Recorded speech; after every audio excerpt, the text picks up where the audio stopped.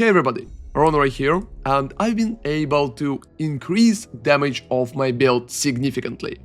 Right now I'm hitting for 589,000 with no upheaval while hitting enemies, and 172,000 with upheaval on while hitting enemies, which is crazy amount of damage. While standing in my hideout, my storm wave has 93k damage with upheaval on, and if we will replace it with concentrated effect, I will have 273,000, providing a lot of damage basically and destroying most of the enemies with ease. So in this video, I'm going to explain what I changed to receive such big damage improvement, what kind of repicks we can do in the tree, what items we will need to focus on, and how you can improve your damage as well. Check out particular timestamps as usual, and let's go. So to achieve such an amazing damage, I'm still using the same support, so martial tempo, primal armament, lightning infusion, upheaval and electrocute is working very good for the storm wave. If you really want to get more damage in, you can replace primal armament with concentrated effect. As you can see, it's raising my damage to 105k with upheaval while standing in the hideout. But right now I feel like it's not the best option for clear, and probably wouldn't go for it in the most situation. You can still replace it for bosses, because it can feel better and you can kill bosses faster that way. So going forward, I think one of the most important updates are my new tree and a few changes in my items. Talking about the tree, right now I got my last Ascendancy and spec'd into Unbound avatar. Unbound avatar can provide a decent amount of additional damage, up to 40% while we are unbound, and since we are electrocuting enemies constantly, getting Unbound avatar is not an issue at all. So right now, for Unbound avatar, I recommend to just use Cold Mastery, Fire Mastery and Lightning Mastery, because that way Unbound avatar will be longer and it will provide additional levels to the skill. My Unbound avatar right now is level 23. I'm receiving maximum level from the gem itself and plus 3 levels from the supports. If you are right with re-clicking charge stuff more often, you can move persistence to Unbound avatar too. And it could be a pretty strong option in that case. I'm still using conduction, concentrated at persistence at my charge staff to make sure that charge staff is shocking bosses and we can kill them faster. Moving forward, I also made a small change and currently trying Green Feast for survivability without additional supports, so you can look into it as well. Let's talk about the tree and changes in the tree right now. The main change for the tree is that I'm not going down here anymore and I'm not picking mental toughness. It's a very hard choice, but if you have enough mana and you can handle your skill, or if you can handle inspiration, it could be a very decent option. So instead, I'm passing through up there and taking Wildstorm. Wildstorm provides a very decent update. As you can see, it provides about 10% of additional damage all alone, and I think it's definitely worth the points. After that, we're just going down here and picking all damaging nodes as we can. And I also decided to go for Electrocution. Electrocution is not increasing our tooltip DPS, but it's still providing a lot of damage on bosses. First off, we are electrocuting significantly faster because we have a lot of build up here, and electrocution itself working like shock. It gives 20% increased damage taken as a separate multiplier, which is very effective right now. Unfortunately, we can't reach electrotherapy, which been a very nice bonus before, but it's kinda too far right now.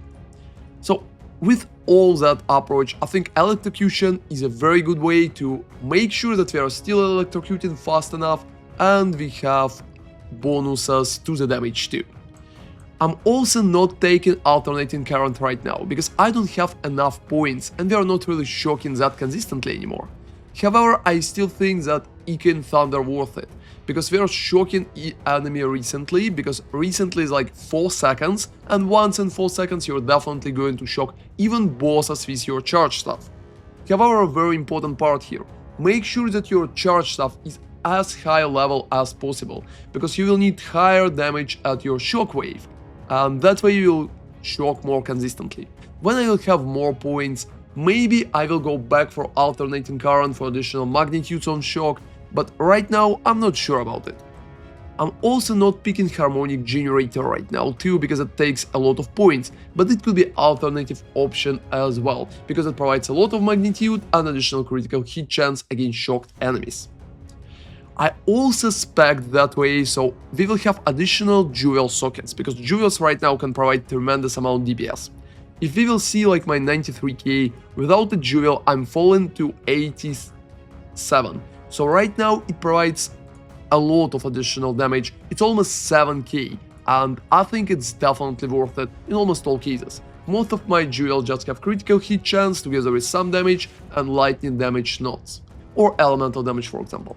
I also spent 3 points here to reach a jewel socket too, because as I already mentioned, I think jewels are very strong right now. I'm showcasing all my jewels, so here's another example, and if you can roll additional attack speed on top of the damage and critical hit chance, it would be just perfect. And the last jewel is very important. It provides rage on melee hit, and it's just here for the rage. If you can roll additional bonuses such as melee damage, it would be nice. But the main role of that ruby is just to get rage for you, because rage improves your attack damage. If you stack it to the maximum, you'll get 30% of additional attack damage, which is very nice and going to improve your damage significantly. It works good when you're clearing, it works good when you're hitting bosses too. I also spent some additional points for damage here, but if you feel a little too squishy, I recommend to go for enhanced reflexes and bit stealth skin, so at least pass like that, if you have additional points. We're probably going to cover defenses in one of the next updating videos. So right now this is the main set of changes. I decided not to go here and not to take mental toughness and go through the top, take Wildstorm instead, and take as many jewel sockets as I could everywhere. So I still think deep trance and conservative casting is absolutely mandatory to maintain the mana level, and I recommend to look for both of them. Right now let's focus on another thing which is pretty important, how I fixed my mana regeneration. So right here, as you can see, I have 163 total mana recovery per second, and my skill cost is 141. It leads me to a situation when I'm still losing mana when I'm hitting, but as you can see right now on my screen, I'm not losing mana fast enough, and it feels comfortable even on bosses. So how I reach that potential right now? I got 2 rings with increased mana regeneration, which definitely improve my damage too. So right now that rings provide about 90% of mana regeneration rate. I recommend to roll those rings with mana and maximum mana increase too, to fix your mana situation and avoid going for mental toughness.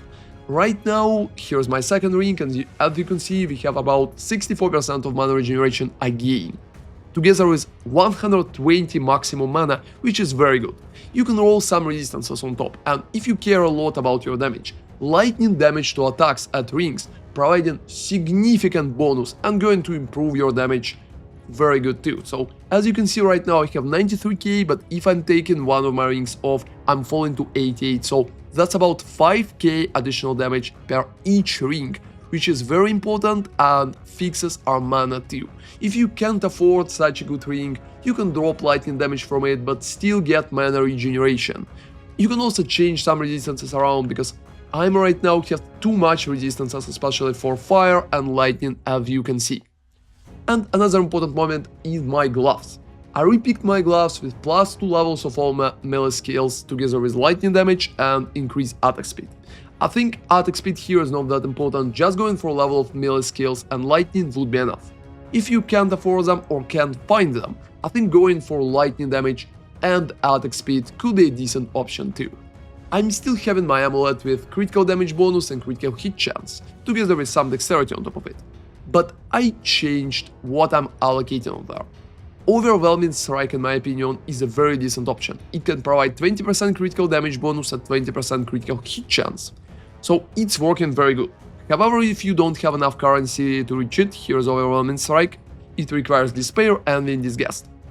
If you don't have enough currencies, there's a few different options that you can use. For example, Smash could be an interesting option since we are heavy stunning enemies pretty often and can still provide 20% melee damage.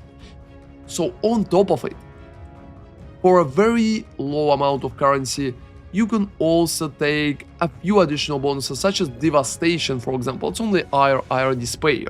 It will raise your area of effect and attack area damage too, which is working very good because Stormwave is doing area damage. So all of that together and allocating Overwhelming Strike helped me to raise my damage.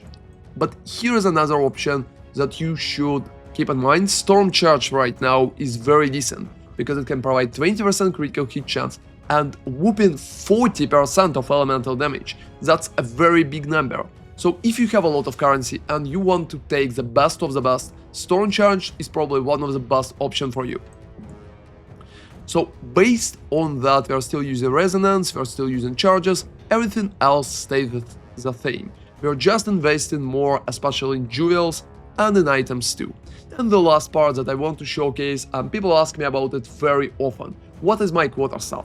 So here is the example of my Quaterstaff, and I will quickly explain why I think such Quaterstaff is very good, and definitely multiple divines worth it.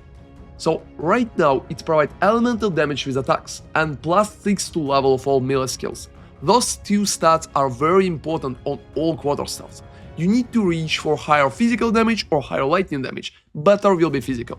But having elemental damage with attacks and +6 to level of all melee skills is very important here. If you could get attack speed on top of it, it would be just perfect, or critical damage. But even like that, Quaterstaff is providing tremendous amount of damage for me and helped me to almost double my numbers over the last few days.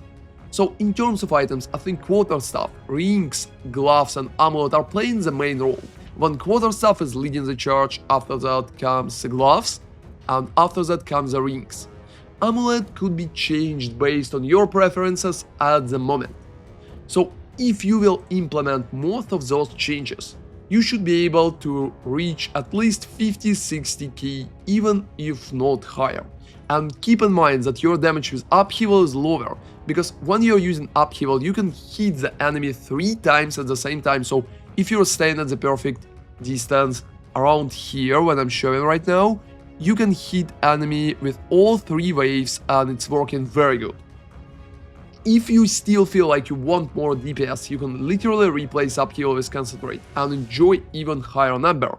However, clearing and overall situation, I think much better with upheaval. So that was my update about damage, and I think we are going to tackle survivability in the next update. Thank you very much for watching and see you next time. ronarray out.